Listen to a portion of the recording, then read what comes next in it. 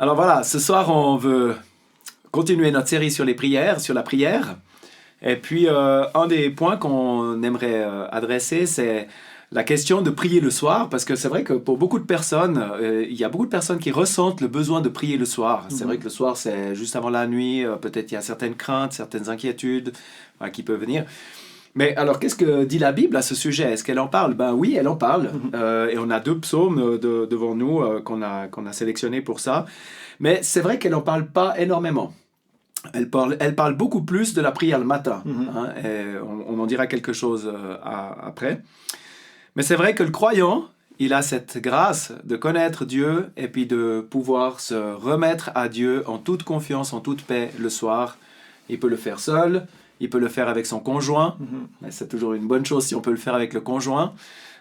C'est quelque chose qui est béni vraiment pour une vie de couple, quelque chose de magnifique.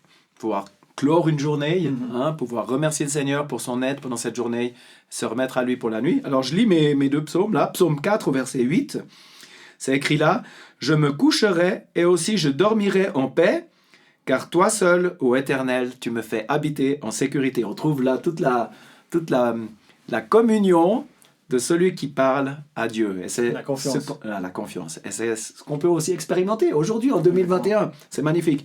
Et au psaume 3 et au verset 5, la même chose. « Je me suis couché et je m'endormirai, je me réveillerai, car l'Éternel me soutient. » Voilà, c'est cette paix que le croyant a et de pouvoir se remettre à Dieu. Mais c'est vrai que c'est beaucoup plus souvent dans la parole qu'on trouve la prière au début de la journée. Par exemple, on voit le Seigneur Jésus très souvent se lever très tôt le matin pour prier. Hein? Et on est encouragé aussi à... Daniel, par exemple, il priait chaque matin. Il priait aussi à midi et le soir aussi. Mais chaque matin. Et c'est vrai que pour le croyant, le début d'une journée, c'est aussi très important pour toute la journée. Parce qu'on ne commence pas la journée, j'ai tout plein de choses à faire. Non, on vit dans la dépendance de Dieu. Qu'est-ce que tu veux pour moi aujourd'hui? Ouvre des portes, peut-être pour ton évangile ou que sais-je. Hein? Alors on peut prier le matin aussi spécialement. Mais on parle de la prière du soir. Par la prière du soir. D'ailleurs, ce verset 4, en fait, mes grands-parents à notre mariage, ils nous ont donné un très gros tableau avec ce verset dessus pour mettre en dessous de notre lit dans ce verset 4, qui est magnifique. Et c'est vrai, comme chrétien, on peut avoir vraiment cette confiance le soir et s'endormir vraiment tout paisiblement. Mais il y a une question qui est quand même intéressante. Pourquoi est-ce que tant de gens sentent ce besoin le soir de trouver cette paix avant de dormir? Et je crois la chose pourquoi on cherche un peu cette paix et puis qu'on cherche de pouvoir faire une prière qui nous mette dans un certain état, parce que au lit, avant de s'endormir, il n'y a plus de distraction. Il n'y a plus de distraction. Il y a notre femme, si on est marié, à côté de nous, ou bien notre mari, si on a une femme qui est à côté de nous, donc on sait les choses qu'on a fait. Tout d'un coup, on a du temps de réfléchir. Qu'on le veuille ou pas, on n'est plus distrait, il n'y a rien qui nous dérange, et il fait nuit, on ne voit plus rien du tout, et on repense un tout petit peu à ce qu'on a fait. Des choses qu'on a peut-être regardées, qu'on n'aurait pas dû regarder, avec qui on a parlé, etc. Et ces choses reviennent, des choses qu'on a dit, qu'on n'aurait pas dû dire, et on remarque qu'on n'est pas en paix. Qu'on va fermer maintenant les yeux, est-ce que je vais les rouvrir demain matin? Et si je ne les ouvre pas, qu'est-ce qui va se passer avec toutes ces choses? Pour beaucoup de gens, la nuit n'est pas vraiment... on n'est pas paisible parce qu'on a notre conscience qui est chargée. Et là, il faut clairement dire que ces psaumes qu'on a lus, c'est encore une fois pas des vaines redites comme on a déjà dit dans d'autres vidéos.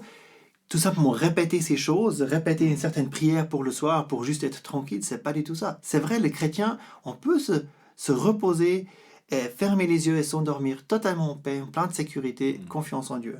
Mais c'est pas quelque chose pour quelqu'un qui croit autrement pas à Dieu, qui vit une vie sans Dieu. Cette prière ne sert absolument à rien. Absolument à rien. Ouais. Ça, il faut vraiment être clair là-dessus, ça vous sert à rien. Par contre, encore une fois, on avait déjà dit ça aussi dans une autre vidéo, mais il y a une prière que vous pouvez faire qui sera beaucoup plus efficace, c'est la prière de la repentance. De mettre ces choses en règle, de vous mettre... Et c'est vrai que comme chrétien, ça peut-être c'est important de dire aussi, on n'est pas parfait. Donc, même si on a aussi fait des péchés la journée, on en fait aussi, on peut encore les confesser le soir. Absolument. On peut les confesser, les remettre à Dieu et dire, voilà, on a fait ça, ça. Demander pardon, les confesser aussi, si c'est des choses qu'on a confessées à notre épouse, le confesser à notre épouse, notre conjoint, notre mari. Et ensuite, on peut vraiment, en pleine confiance, savoir que le Seigneur Jésus nous pardonnera. Mais c'est vraiment quelque chose qu'on doit faire de cœur.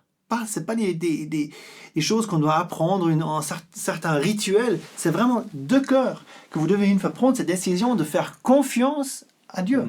Parce que la prière est un signe de confiance. Ça veut dire que vous croyez vraiment que Dieu existe, qu'il vous aime, qu'il a donné son Fils et qu'il vous pardonnera à cause de cela. Et que vous pouvez aller vers lui et lui demander pardon.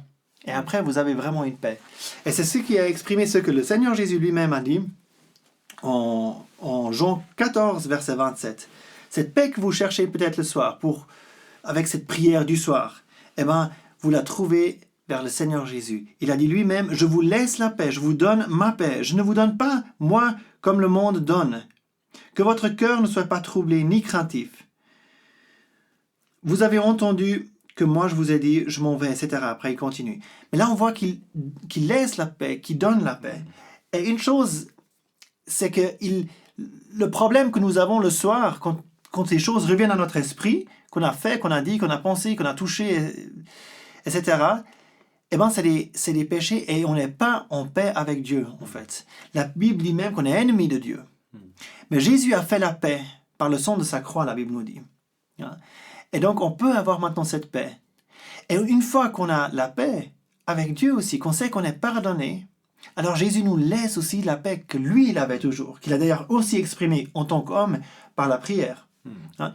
Qui montrait aussi qu'il avait cette paix, cette confiance en Dieu, lorsqu'il lui-même priait en tant qu'homme, bien entendu. Et cette paix aussi, alors cela, c'est vraiment quelque chose qui nous laisse aussi, qu'on peut vraiment expérimenter. Et c'est vraiment quelque chose qu'on souhaite à chacun, qui puisse vraiment vivre une vie avec le Seigneur Jésus. Commencer une vie avec le Seigneur Jésus, ensuite vivre avec le Seigneur Jésus, et vraiment expérimenter aussi cette paix, cette sécurité, et commencer cette vie de prière aussi. Une vie de confiance avec un Dieu qui est vivant et qui est réel. Ce n'est pas une élucubration de l'esprit, mais c'est la réalité, preuve étant donnée par ce livre. Et là, on a fait ces vidéos aussi sur la prophétie, sur toutes les prophéties qui sont accomplies. Dieu démontre la vérité de qui il est et de ce qu'il est par sa révélation.